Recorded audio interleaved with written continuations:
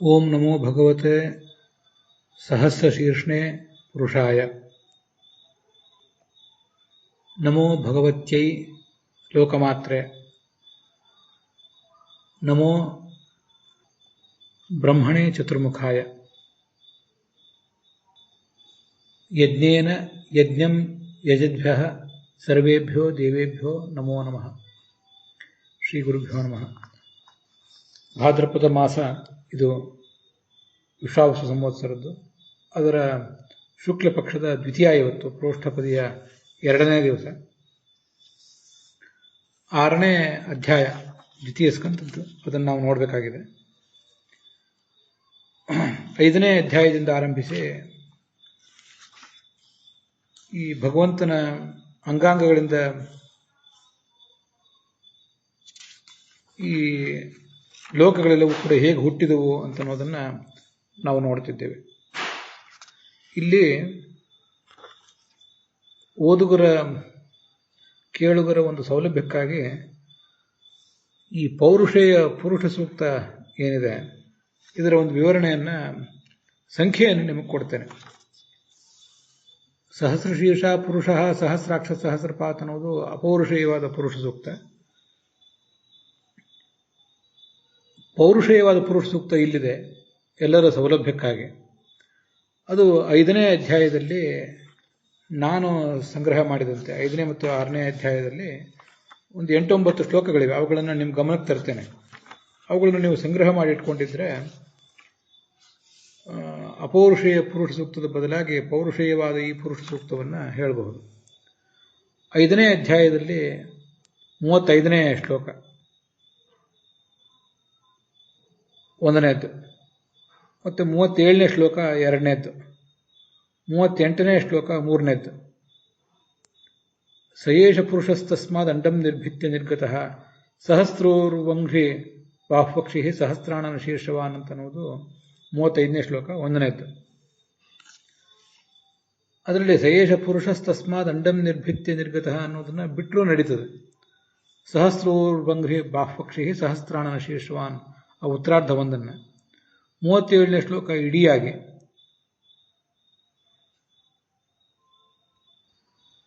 38ನೇ ಶ್ಲೋಕವನ್ನು ಇಡಿಯಾಗಿ, ಹೀಗೆ ಒಟ್ಟು 3 ಶ್ಲೋಕಗಳಾದವು.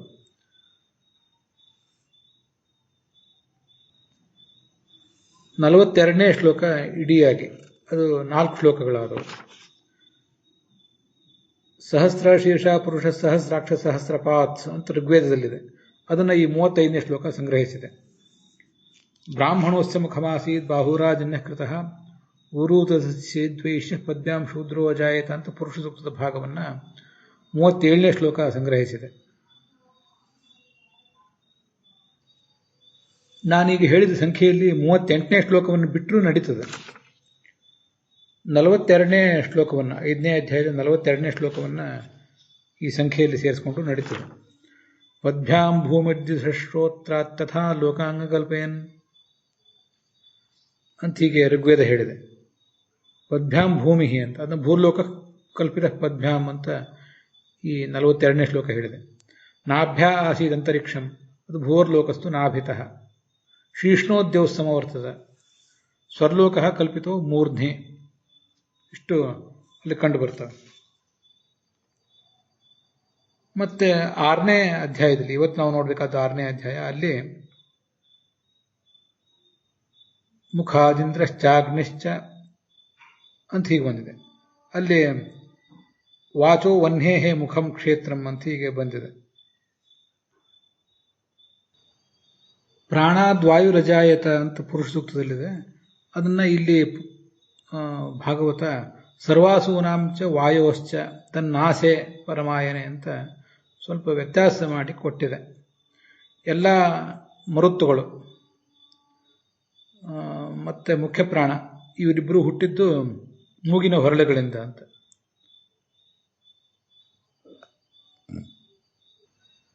ಚಕ್ಷೋ ಸೂರ್ಯೋ ಅಜಾಯಿತ ಅಂತ ಪುರುಷ ಸೂಕ್ತದಲ್ಲಿದ್ದರೆ, ಇಲ್ಲಿ ಚಕ್ಷು ದಿವಸೂರ್ಯಸ್ಯ ಚಾಕ್ಷಿಣಿ ಅಂತ ಹೀಗೆ 3ನೇ ಶ್ಲೋಕದಲ್ಲಿ, 6ನೇ ಅಧ್ಯಾಯದ 3ನೇ ಶ್ಲೋಕದಲ್ಲಿ ಅದನ್ನು ವಿವರಿಸಿದ್ದಾರೆ. ದಿಶಶ್ರೋತ್ರಾತ್ ಅಂತ ಈಗ ಪುರುಷ ಸೂಕ್ತದಲ್ಲಿದೆ. ಅದನ್ನು ಅದೇ 3ನೇ ಅಧ್ಯಾಯದ ಉತ್ತರಾರ್ಧದಲ್ಲಿ ಶ್ರೋತ್ರಾಭಿಮಾನಿಗಳಂತಹ ದಿಗ್ದೇವತೆಗಳೆಲ್ಲರಿಗೂ ಕೂಡ ಕಿವಿ ಉತ್ಪತ್ತಿ ಸ್ಥಾನವಾಗಿದೆ. ದಿಶಶ್ರೋತ್ರಾತ್ ತಥಾ ಲೋಕಾಂಗ್ ಅಕಲ್ಪಯನ್ ಅಂತ ಹೀಗೆ ಪುರುಷ ಸೂಕ್ತ ಹೇಳಿದ್ದನ್ನು ಇದು ಸಂಗ್ರಹ ಮಾಡಿದೆ. ಮುಂದೆ ಪುರುಷ ಸೂಕ್ತದಲ್ಲಿ ಪುರುಷ ಏವೇದಂ ಸರ್ವಂ ಯದ್ಭೂತಂ ಯಚ್ಚ ಭವ್ಯಂ ಅಂತೇನಿದೆ, ಅದನ್ನು ಸರ್ವಂ ಪುರುಷ ಏವೇದಂ ಭೂತಂ ಭವ್ಯಂ ಭವಚ್ಚಯತ ತೇನೇದಮಾವೃತಂ ವಿಶ್ವಂ ವಿತಸ್ತಿ ಮತಿಷ್ಠತ ಅನ್ನುವ 15ನೇ ಶ್ಲೋಕ 6ನೇ ಅಧ್ಯಾಯದ್ದು ಅದು ಸಂಗ್ರಹ ಮಾಡಿದೆ.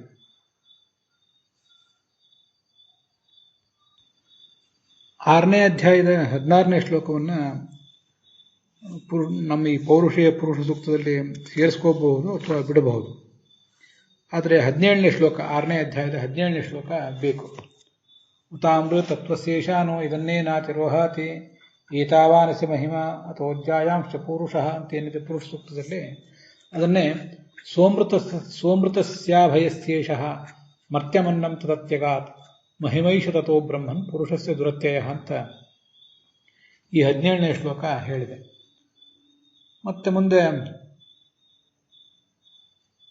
ಪಾದೋಸ್ಯ ಸರ್ವಭೂತಾನಿ ತ್ರಿಪಾದಸ್ಯಾಮೃತಂ ದಿವಿ ತ್ರಿಪಾದೂರ್ಧ್ವೋದಯಿತ್ ಪುರುಷ ಅಂತ ಹೀಗೇನು ಪುರುಷ ಸೂಕ್ತದಲ್ಲಿದೆ, ಅದನ್ನು ಈ 6ನೇ ಅಧ್ಯಾಯದ 18ನೇ ಶ್ಲೋಕ ಪಾದೋಸ್ಯ ಸರ್ವಭೂತಾನಿ ಪುಂಸಸ್ಥಿತಿ ವಿದೋ ವಿದುಹೋ ಅಮೃತಂ ಕ್ಷೇಮಮಭಯಂ ತ್ರಿಮೂರ್ಧ್ನೋ ಧಾಯಿ ಮೂರ್ಧಸೋ ಅಂತ ಈ 18ನೇ ಶ್ಲೋಕ ಸಂಗ್ರಹಿಸಿದೆ. ಇದನ್ನು ತಗೊಳ್ಬೇಕು.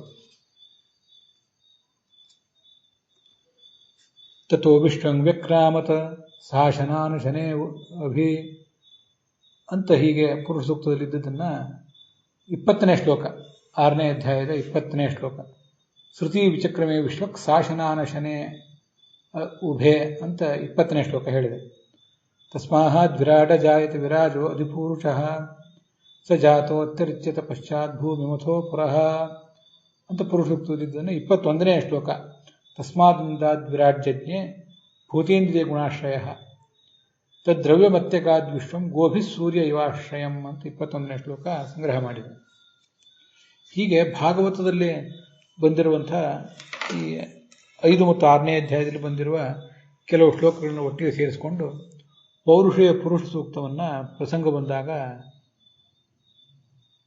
ಈ ವೈದಿಕ ಪುರುಷ ಸೂಕ್ತವನ್ನು ಹೇಳಲಿಕ್ಕಾಗದೇ ಇದ್ದವರು ಹೇಳಬಹುದು. ಇನ್ನು ವಿಷ್ಣು ಪುರಾಣದಲ್ಲಿ ಒಂದು ಪುರುಷ ಸೂಕ್ತ ಇದ್ದದನ್ನು ಪಠನೆ ಮಾಡುವ ಒಂದು ರೂಢಿ ಕೆಲವರಿಗಿದೆ, ಅದನ್ನು ಹೇಳಬಹುದು. ಭಾಗವತದಲ್ಲಿ ಬಂದದ್ದು ಪ್ರಕ್ಷೇಪ ವಿಕ್ಷೇಪಗಳಿಂದ ದೂರವಾಗಿದ್ದು ಸ್ವಚ್ಛವಾದ ರೂಪದಲ್ಲಿ ಇರ್ತದೆ. ಪ್ರಕ್ಷೇಪ ವಿಕ್ಷೇಪಗಳ ದೃಷ್ಟಿಯಿಂದ ಭಾಗವತದ ಅನಂತರವೇ ವಿಷ್ಣು ಪುರಾಣಕ್ಕೆ ಸ್ಥಾನ. ಮತ್ತು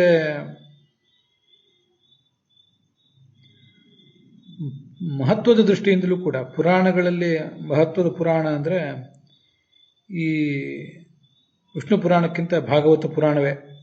ಆದ್ದರಿಂದ ಭಾಗವತದಲ್ಲಿ ಬಂದ ಪುರುಷ ಸೂಕ್ತವನ್ನೇ ಹೇಳುವುದೇ ಒಳ್ಳೆಯದು ಈ ದೃಷ್ಟಿಯಿಂದ.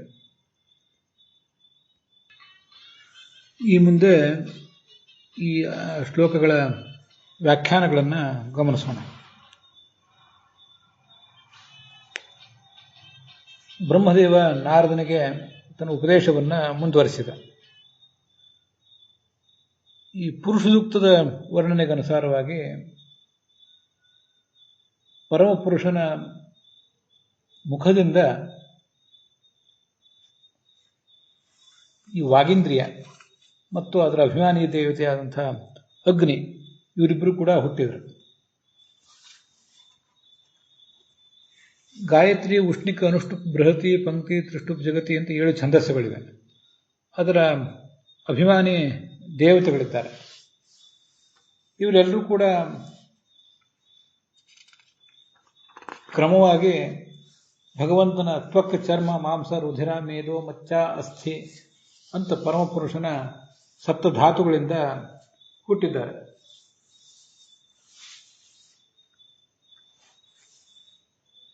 ಮತ್ತೆ ದೇವತೆಗಳ, ಪಿತೃಗಳ, ಮನುಷ್ಯರ ಅನ್ನ ಇದೆ. ಅದೆಲ್ಲದಕ್ಕೂ ಕೂಡ ಹಾಗೆ ಮಧುರ, ಕಹಿ ಮೊದಲಾದ ರಸಗಳಿಗೆ ಜಿಹ್ವೇಂದ್ರಿಯಕ್ಕೆ ಅದರ ಅಭಿಮಾನಿಯಾದಂಥ ವರುಣನಿಗೆ ಪರಮಪುರುಷನಾದ ಭಗವಂತನ ಜಿಹ್ವಾನೇ ಉತ್ಪತ್ತಿ ಸ್ಥಾನ. ಋಗ್ಭಾಷ್ಯದಲ್ಲಿ ಮೊದಲನೇ ಅಧ್ಯಾಯದಲ್ಲಿ 41ನೇ ಶ್ಲೋಕದ ಆರಂಭಿಸಿ ಈ ಛಂದೋಭಿಮಾನಿ ದೇವತಾ ಸ್ತ್ರೀಯರ ಬಗ್ಗೆ ವರ್ಣನೆ ಮಾಡಿದ್ದಾರೆ. ಗಾಯತ್ರಿ, ಬೃಹತಿ ಚೈವ ತಾಸ್ತರ್ವ ಗರುಡಸ್ತಥಾ ಅಂತ ಹೀಗೆಲ್ಲ. ಅದರಲ್ಲಿ ಗಾಯತ್ರಿಗೆ ಲಕ್ಷ್ಮೀದೇವಿ, ಸರಸ್ವತಿ, ಭಾರತಿ, ಗರುಡ ಮತ್ತು ಸ್ವಾಹ ಇವರೆಲ್ಲರೂ ಕೂಡ ದೇವತೆಗಳಾಗ್ತಾರೆ. ಇಲ್ಲಿ ಲಕ್ಷ್ಮೀದೇವಿ ಒಬ್ಬಳನ್ನು ಹೊರತುಪಡಿಸಿ ಉಳಿದವರು ಹುಟ್ಟಿದ್ದಾರೆ ಅಂತ ತಿಳ್ಕೋಬೇಕು. ಲಕ್ಷ್ಮೀದೇವಿಗೆ ಉತ್ಪತ್ತಿ ಉಳಿದವರಂತೆ ಅಲ್ಲ, ಅವಳಿಗೊಂದು ಉತ್ಪತ್ತಿ ಇದೆ, ಅದು ಬೇರೆ ರೀತಿಯಾದ ಉತ್ಪತ್ತಿ. ಸೃಷ್ಟಿ ಮಾಡಬೇಕೆಂಬ ಬಯಕೆ ಮಾತ್ರ ಅವಳಿಗೆ ಉತ್ಪತ್ತಿ, ಉಳಿದವರಿಗೆ ಒಂದು ದೇಹ ಸ್ವೀಕಾರವೇ ಉತ್ಪತ್ತಿ.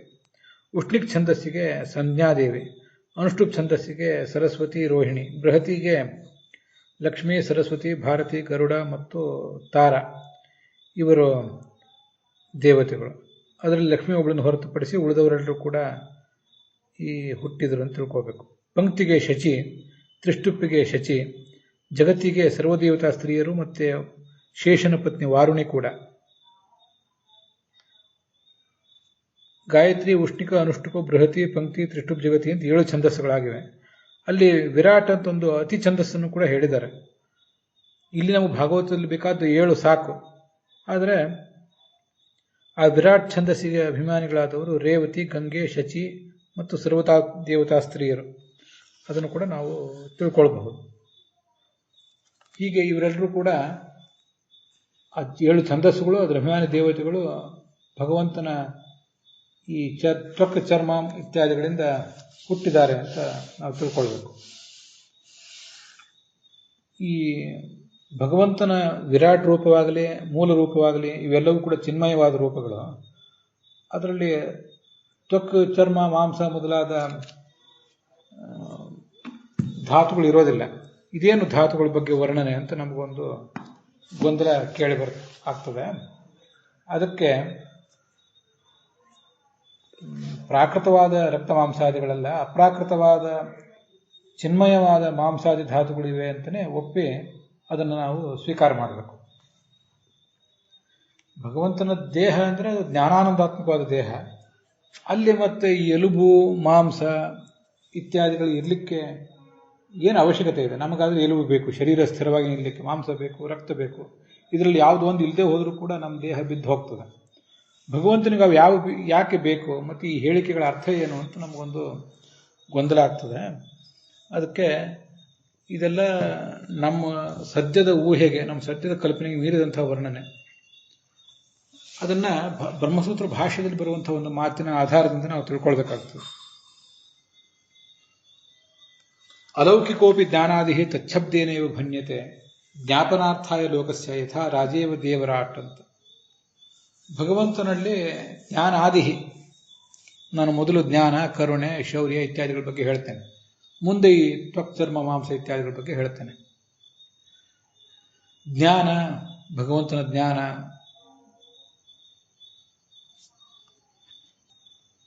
ವೀರ್ಯ, ಯಶಸ್ಸು, ಶ್ರೀ, ಜ್ಞಾನ, ವೈರಾಗ್ಯ, ಕರುಣೆ, ಶೌರ್ಯ ಮೊದಲಾದ ಗುಣಗಳ ಬಗ್ಗೆ ನಾವು ಕೇಳ್ತಿರ್ತೇವೆ. ಅವೆಲ್ಲ ಅಲೌಕಿಕವಾದದ್ದು, ಲೋಕದಲ್ಲಿ ಯಾರಲ್ಲೂ ಕಾಣದೇ ಇರುವಂತಹ ಅಪ್ರಾಕೃತವಾದ ಗುಣಗಳು. ಭಗವಂತನಲ್ಲಿ ಈ ಗುಣಗಳು ಇವೆ ಅಂತ ಹೇಳಿದಾಗ, ಜ್ಞಾನ ಇದೆ ಅಂತ ಹೇಳಿದಾಗ, ಕರುಣೆ ಇದೆ ಅಂತ ಹೇಳಿದಾಗ, ಶೌರ್ಯ ಇದೆ ಅಂತ ಹೇಳಿದಾಗ, ನಿಮ್ಮಲ್ಲಿ ಇರುವಂಥ ಕರುಣೆ ಅವನಲ್ಲಿದೆ ಅಂತ ನಾವು ಭ್ರಮಿಸಬಾರದು. ಅದಕ್ಕೆ ನಿಮ್ಮಲ್ಲಿ ಯಾವ ದೃಷ್ಟಿಯಿಂದ ಕರುಣೆ ಇತ್ಯಾದಿಗಳಿವೆಯೋ ಅದಕ್ಕಿಂತಲೂ ತೀರಾ ವಿಭಿನ್ನವಾದ ಅರ್ಥದಲ್ಲೇ ಆ ಎಲ್ಲ ಗುಣಗಳಿರೋದು. ಆದ್ದರಿಂದ ಜ್ಞಾನಾದಿ ತಚ್ಛಬ್ದೇನೇವ ಭಣ್ಯತೆ, ಭಗವಂತನಲ್ಲಿರುವ ಜ್ಞಾನ ನಮ್ಮಲ್ಲಿರುವ ಜ್ಞಾನಕ್ಕಿಂತ ಪೂರ್ಣ ಭಿನ್ನ. ಅವನ ಕರುಣೆಯೂ ಹಾಗೆ, ಶೌರ್ಯವೂ ಹಾಗೇನೆ.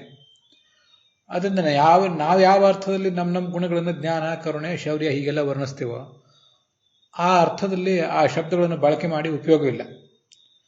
ಹಾಗಾದರೆ ಭಗವಂತನ ಆ ಗುಣಗಳನ್ನು ವರ್ಣನೆ ಮಾಡುವಾಗ ಯಾವ ಶಬ್ದಗಳನ್ನು ಬಳಕೆ ಮಾಡಬೇಕು ಅಂತ ಒಂದು ಪ್ರಶ್ನೆ ಬರ್ತದೆ. ಅದಕ್ಕೆ ಅವೇ ಶಬ್ದಗಳನ್ನು ಬಳಕೆ ಮಾಡದೆ ಬೇರೆ ಮಾರ್ಗ ಇಲ್ಲ. ಭಗವಂತನಿಗೆ ಜ್ಞಾನ ಇದೆ ಅಂತ ಹೇಳಿದಾಗ ಜ್ಞಾನ ಅನ್ನುವ ಜ್ಞಾನ ಭಗವಂತನಿಗೆ ಒಂದು ಜ್ಞಾನ ಇದೆ ಅಂತ ಹೇಳುವ ಪ್ರಸಂಗ ಬಂದಾಗ ಜ್ಞಾನ ಅನ್ನೋ ಶಬ್ದವನ್ನು ಬಳಕೆ ಮಾಡದೆ ಹೋದರೆ ನಾವು ಹೇಳುವುದು ಯಾವ ಶಬ್ದವನ್ನ? ಇದಿಷ್ಟು ಹೀಗೆ ಪ್ರಶ್ನೆ ಬರ್ತದೆ. ಭಗವಂತನಲ್ಲಿ ಕರುಣೆ ಇದೆ ಅಂತ ಹೇಳಿದಾಗ ನಮ್ಮಂತೆ ಕರುಣೆ ಅಲ್ಲ ಅದು. ನಮಗೆ ಕರುಣೆ ಬರುವುದಂದ್ರೆ ಯಾರನ್ನಾದ್ರೂ ನೋಡಿ ಮನಸ್ಸು ಕರಗುವುದು, ದುಃಖಕ್ಕೊಳಗಾಗುವುದು, ಇದೆಲ್ಲ ಭಗವಂತನಿಗೆ ಹಾಗಲ್ಲ. ಆದರೂ ಅವನ ಕರುಣೆಯನ್ನು ಕರುಣೆ ಅಂತಲೇ ಅನ್ಬೇಕು. ಆದ್ರಿಂದಲೇ ಕರುಣಾಕರ ನೀನು ಎಂಬುದು ಯಾಕೋ ಭರವಸೆ ಇಲ್ಲ ನನಗೆ. ನಮ್ಮ ದೃಷ್ಟಿಯಿಂದ ಆತ ಕರುಣಾಕರ. ನಾವು ಹೇಗೆ ಕರುಣಾಕರರೋ ಅಥವಾ ಕರುಣೆ ಉಳ್ಳವರೋ, ಕರುಣಾ ಸಮುದ್ರ, ಕರುಣಾನಿಧಿ, ಕರುಣಾಕರ ಅಲ್ಲದೆ ಹೋದ್ರು ಕರುಣಾ ಉಳ್ಳವರು ಒಂದಿಷ್ಟು. ಆ ಅರ್ಥದಲ್ಲಿ ಅವನು ಕರುಣಾಕರ ಅಲ್ಲ. ಅದರಿಂದ ನಮಗೆ ಭಗವಂತನ ಕರುಣಾಮಯ ಅನ್ನುವುದು ಹೇಗೆ ಅಂತ ಒಂದು ದೊಡ್ಡ ಪ್ರಶ್ನೆ ಅನೇಕ ಸರಿ ಬರ್ತಿರ್ತದೆ. ಶೌರ್ಯ ಉಳ್ಳವನು ಅಂದ್ರೆ ಏನು, ಇಚ್ಛೆ ಅಂದ್ರೆ ಏನು, ಕ್ರಿಯಾ ಅಂದ್ರೆ ಏನು ಅಂತೆಲ್ಲ. ಅದು ಬೇರೆನೆ, ಭಗವಂತನಲ್ಲಿರುವುದು ಅದು ಬೇರೆನೆ. ಆದರೆ ಈ ಶಬ್ದಗಳನ್ನು ಬಳಕೆ ಮಾಡದೆ ಇನ್ನು ಯಾವ ಶಬ್ದಗಳನ್ನು ಬಳಕೆ ಮಾಡುವುದು? ಎಲ್ಲ ಶಬ್ದಗಳು ಆತನನ್ನು ತಲುಪಲಿಕ್ಕೆ ವಿಫಲ ಆಗಿ ಹಿಂತಿರುಗಿ ಬರ್ತವೆ. ಯಥೋ ವಾಚೋ ನಿವರ್ತಂತೆ ಅಪ್ರಾಪ್ಯ ಮನಸಾ ಸಹ ಅಂತ ಹೀಗೆ ತೈತ್ತರಿ ಉಪನಿಷತ್ತು ಹೇಳ್ತದೆ. ಅದರಿಂದ ಅವೇ ಶಬ್ದಗಳನ್ನೇ ಬಳಕೆ ಮಾಡದೆ ಉಪಯೋಗ ಇಲ್ಲ. ಇದು ಜ್ಞಾಪನಾರ್ಥಾಯ ಲೋಕಸ್ಯ, ಜಗತ್ತಿಗೆ ತಿಳಿಸ್ಲಿಕ್ಕೋಸ್ಕರ ಇದೆ. ಯಥಾ ರಾಜೇವ ದೇವರಾಟ್ ಅಂತ. ಮಕ್ಕಳಿಗೆ ದೇವರಾಜನಾದ ಇಂದ್ರನ ಕಥೆ ಹೇಳಬೇಕಾಗಿದೆ. ದೇವರಾಜನಾದ ಇಂದ್ರ ಅಂದ್ರೆ ಏನು ಅಂತ ಪ್ರಶ್ನೆ ಬಂದಾಗ ಆ ಹುಡುಗರಿಗೆ ಏನು ಹೇಳಲಿಕ್ಕೆ ಸಾಧ್ಯ? ಯಥಾ ರಾಜೇವ, ನಮ್ಮಲ್ಲಿ ರಾಷ್ಟ್ರಪತಿ ಇದ್ದಾನಲ್ಲ, ನಮ್ಮಲ್ಲಿ ರಾಜ ಇದ್ದಾನಲ್ಲ, ಅಥವಾ ರಾಷ್ಟ್ರಪತಿ ಪ್ರಧಾನಮಂತ್ರಿ ಇದ್ದಾರಲ್ಲ, ಹಾಗೆ ಇಂದ್ರ ಅಂತ ಹೇಳಬೇಕಾಗ್ತದೆ. ಆದರೆ ನಮ್ಮಲ್ಲಿನ ರಾಷ್ಟ್ರಪತಿಗೂ ನಮ್ಮ ರಾಜನಿಗೂ, ರಾಜ ಆದರೂ ಯಾವಜ್ಜೀವ ರಾಜ, ರಾಷ್ಟ್ರಪತಿ ಪ್ರಧಾನಮಂತ್ರಿಗಳು ಯಾವಜ್ಜೀವ ಅಲ್ಲ. ಯಾವಜ್ಜೀವ ರಾಜರಾಗಿರುವ ರಾಜರನ್ನು ಇಟ್ಕೊಂಡ್ರೂ ಕೂಡ ಈ ರಾಜರಂತೆ ದೇವೇಂದ್ರ ಅಲ್ಲ. ಅವನದೊಂದು ಪದವಿ, ಒಂದು ಮನ್ವಂತರದ ಪದವಿ ಅದು. ದೇವರಾಜನಾದ ಇಂದ್ರನನ್ನ ದೇವರಾಜ ಅಂದ್ರೆ ಏನು ಅಂತ ವಿವರಿಸುವಾಗ ನಮ್ಮಲ್ಲಿ ರಾಜ ಇದ್ದಾನಲ್ಲ ಅಂತ ಉದಾಹರಣೆ ಕೊಡ್ಬೇಕಷ್ಟೆ. ಸ್ವಲ್ಪ ಅದರಿಂದ ಏನೋ ಮಕ್ಕಳಿಗೆ ತಿಳುವಳಿಕೆ ಆಗ್ತದೆ, ಮಕ್ಕಳಿಗೂ ಆಯಿತು, ಪುರಾಣ ಕೇಳುವವರಿಗೂ ಆಯಿತು. ಅದಾದ ಮೇಲೆ ಮುಂದೆ ಪುರಾಣಾದಿಗಳನ್ನು ಓದಿದಾಗ ವಸ್ತುತಃ ನಾವೇ ಆ ಸ್ವರ್ಗವೆಂಬ ಸಾಮ್ರಾಜ್ಯವನ್ನು ನೋಡಿದಾಗ ದೇವರಾಜನ ಬಗ್ಗೆ ಒಂದು ಕಲ್ಪನೆ ಬರಲಿಕ್ಕೆ ಸಾಧ್ಯ.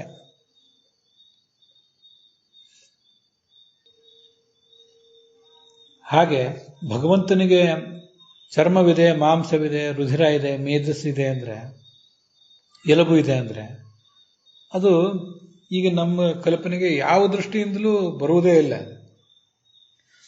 ಮೂಲತಃ ಇವೆಲ್ಲ ಬೇಕ್ಯಾಕೆ ಅಂತಲೇ ನಮಗೆ ಪ್ರಶ್ನೆ ಬರ್ತದೆ. ಭಗವಂತನಿಗೆ ದೇಹವೇ ಬೇಕ್ಯಾಕೆ ಅಂತಲೇ ಪ್ರಶ್ನೆ ಮಾಡುವವರಿದ್ದಾರೆ.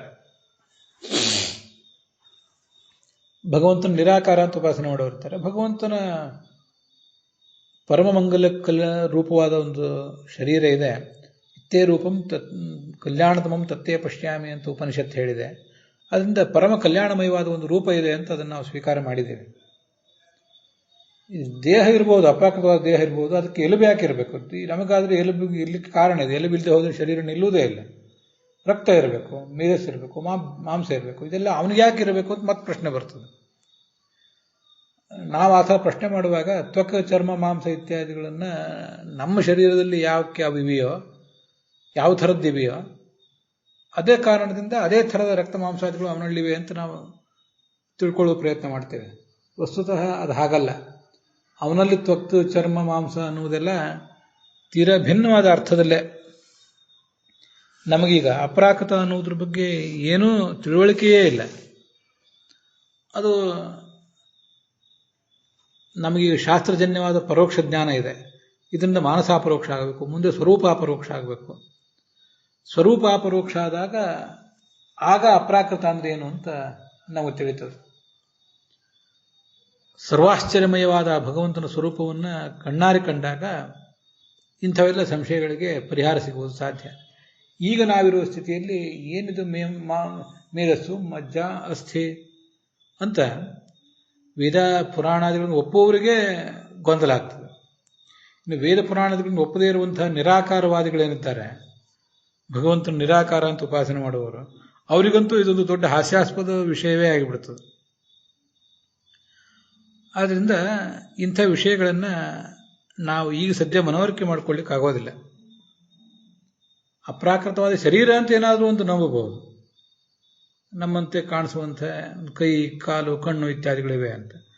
ಅದರೊಳಗೆ ಜ್ಞಾನಾನಂದಗಳೇ ತುಂಬಿವೆ ಅಂತ ಹೇಳಿದ್ರು ಒಂದಿಷ್ಟು ಅರ್ಥ ಆಗ್ಬೋದು. ಅದರೊಳಗೆ ರಕ್ತ ತುಂಬಿದೆ, ಮಾಂಸ ತುಂಬಿದೆ, ಎಲುಬು ತುಂಬಿದೆ, ಕುತ್ತಿಗೆ ಎಲುಬು, ಕಂಠದ ಎಲುಬು, ಕಾಲಿನ ಎಲುಬು, ಬೆನ್ನೆಲುಬು, ಹುರಿ ಅನ್ನೋದನ್ನೆಲ್ಲ ಹೇಗೆ ಮನವರಿಕೆಗೆ ತಂದುಕೊಳ್ಳೋದು? ಅದರಿಂದ ಸದ್ಯ ಅದನ್ನೆಲ್ಲವನ್ನು ಕೂಡ ನಾವು ಮನವರಿಕೆಗೆ ತಂದುಕೊಳ್ಳುವ ಪ್ರಯತ್ನ ಮಾಡದೇ ಇರುವುದು ಒಳ್ಳೆಯದು. ಅಂತೂ ಇವೆಲ್ಲ ಆ ಭಗವಂತನ ಅಂಗಾಂಗಗಳಿಂದ ಹುಟ್ಟಿವೆ ಅಂತ ಉಪಾಸನೆ ಮಾಡಿದರೆ ಸಾಕು. ಅವನಲ್ಲಿ ಆ ಧಾತು ಅಂತನ್ನೋದು ಬೇರೆನೇ ರೀತಿಯಾಗಿರ್ತದೆ.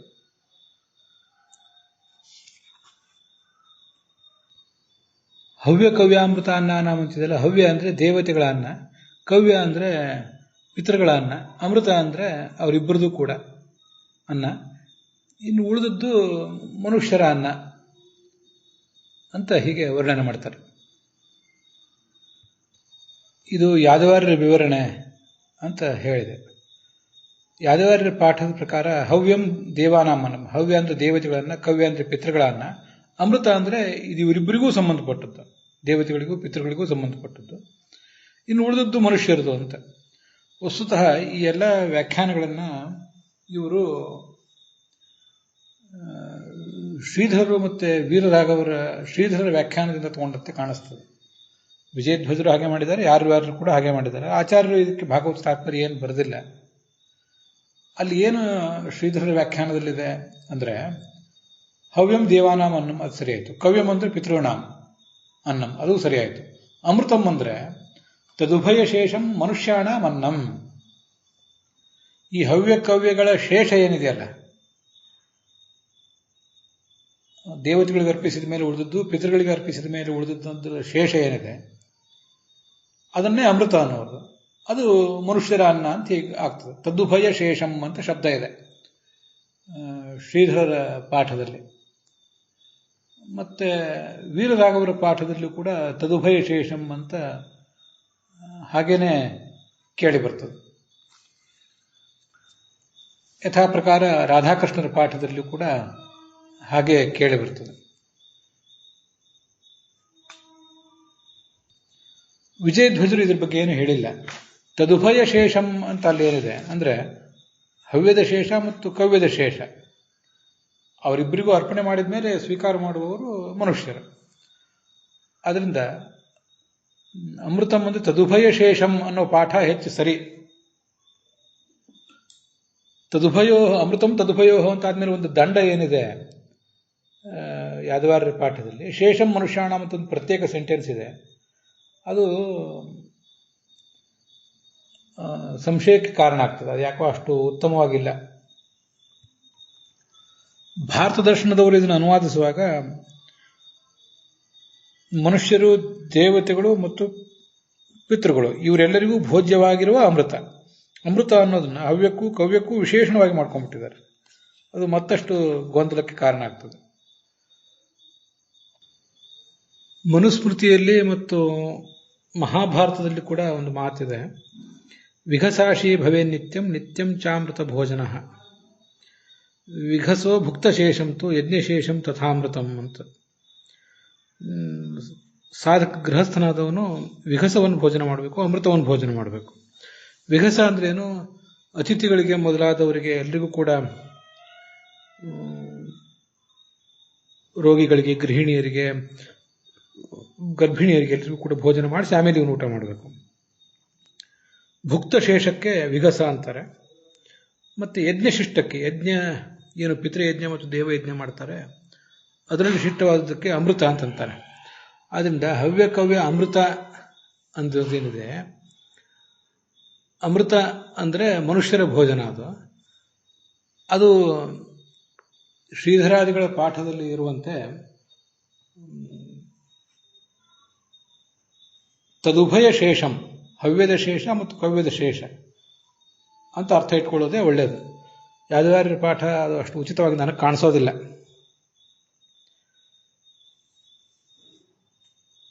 ಈ ಎಲ್ಲ ಅನ್ನ ಮತ್ತು ಎಲ್ಲ ಥರದ ರಸಗಳು, ಮಧುರ, ಕಹಿ, ಮಧುರ, ಆಮ್ಲ, ಲವಣ, ಕಟು, ಕಷಾಯ, ತಿಕ್ತ, ಸಿಹಿ, ಕಹಿ, ಖಾರ, ಒಗರು, ಹುಳಿ ಮೊದಲಾದ ಎಲ್ಲ ರಸಗಳಿಗೂ ಕೂಡ ಆ ಭಗವಂತನ ಜಿಹ್ವೆಯೇ ಉತ್ಪಾದಕ ಅಂತ ತಾತ್ಪರ್ಯ. ಹೀಗೆ ಇವತ್ತು 2ನೇ ಸ್ಕಂದದ 6ನೇ ಅಧ್ಯಾಯದ 1ನೇ ಶ್ಲೋಕ ಸಮಾಪ್ತವಾಗಿದೆ. ಇವತ್ತಿನ ಭಾಗವು ಕೂಡ ಸಮಾಪ್ತವಾಗಿದೆ. ಹುಸಿಯ ನಾಡಿ ಹೊಟ್ಟೆ ಹೊರೆವು, ವಿಷಯದಲ್ಲಿ ರಸಿಕನೆಂದು ಹುಸಿಗೆ ಹಾಕದಿರೋ ಇನ್ನ ಹೃಷಿಕೇಶನೆ, ಈಶ ನಿನ್ನ ಚರಣ ಭಜನೆ, ಆಸೆಯಿಂದ ಮಾಡುವೆ, ದೋಷ ರಾಶಿ ನಾಶ ಮಾಡು, ಶ್ರೀಶಕೇಶವ. ಶ್ರೀಕೃಷ್ಣಾರ್ಪಣ ವಸ್ತು.